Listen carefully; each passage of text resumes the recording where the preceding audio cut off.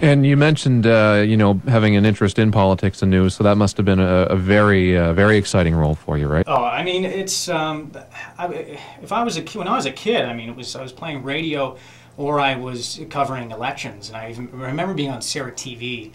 I was, I think I was 13 or 14, covering live the municipal election. It was myself and Jamie McMillan was our little operator running around. Matthew McGinnis and I were on the board, and I remember Chad McDonald, a whole bunch of us from Sarah TV, and we were covering the municipal election with live coverage. We were in the back of the headquarters, and it was just, you know, I knew I wanted to do something like that. It was either I was going to run for some type of office, and a funny experience, just about a month ago, I played a charity hockey game up in Barrie, Ontario. I was just going to ask you about this. And Peter McKay plays in it as well, and so Peter and I play on the same team and got to know each other.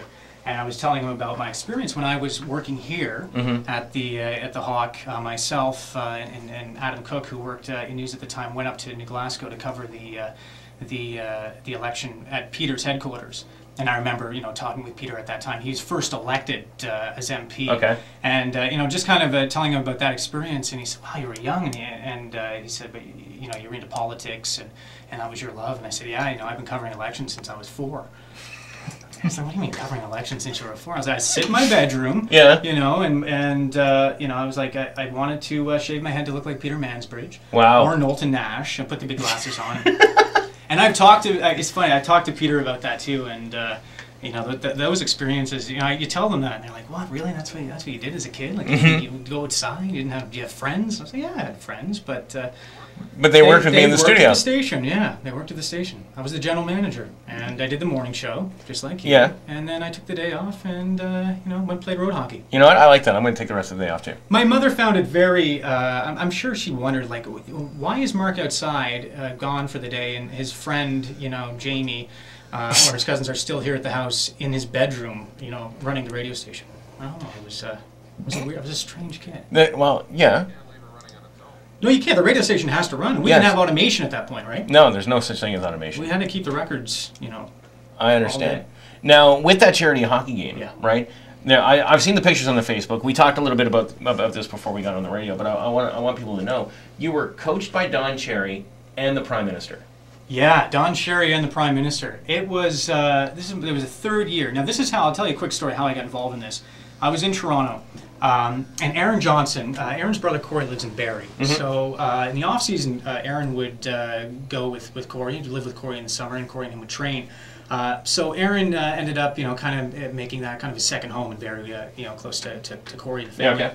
So I get a phone call, and it's Aaron. He's like, "Look, do you want to play in a charity hockey game? We're in Barrie. We're going to raise money. They're building a new cancer hospital that will kind of service, you know, the northern part of Ontario." How do you say no? You can't say no. Well, yeah, of course. And he said, "If you know anybody, any actors or any musicians, you know, if you can bring some people along, that would be great, you know, and anything you can do, you know, we'd just love to help." So I did that the first year, and that was, I mean, to be out on the ice, you know, I'm playing center, and I have Rick Nash on my wing.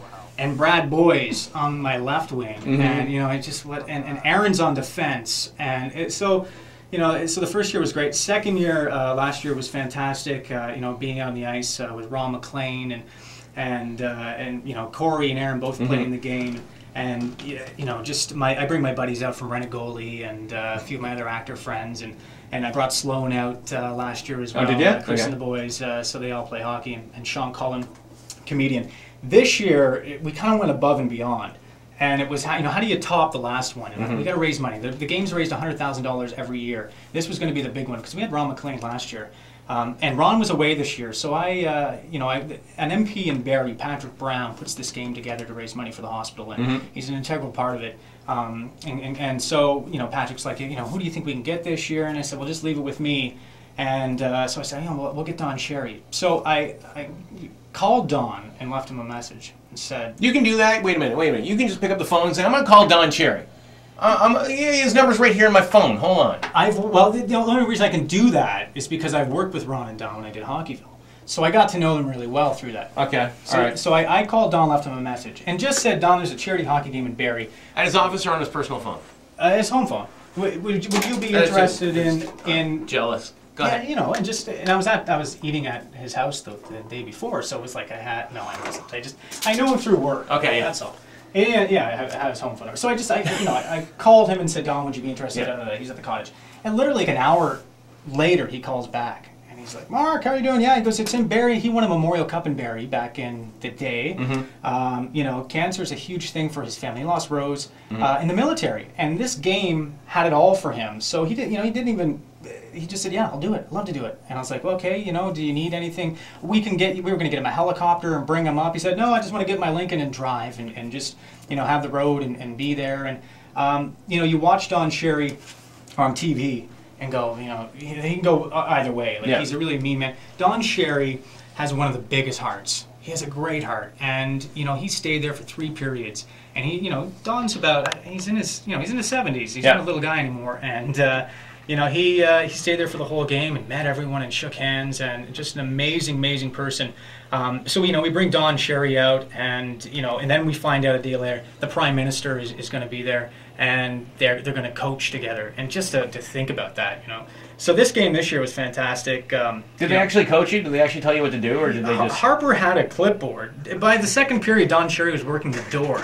And I'm thinking, when I was playing Pee Wee D hockey. Yeah. And, it was myself and Ian Cluett and Brandon McMillan, my buddies from here. And I'd never in a million years would I think that the Prime Minister and Don Cherry would be coaching the team. And I would be on the ice playing with Wendell Clark and Mike Gartner, with Aaron and Peter McKay playing on defense. So it was, it was fantastic. It was a great opportunity. And we raised $200,000 for the hospital in Barrie. And and it's great. I get to go out and play with Aaron. It's like, we're 5 years old again, playing in his driveway on Pitt Street. So Mark Days, who we're talking to this morning. Mark, you're full of stories, but I got to go to commercials.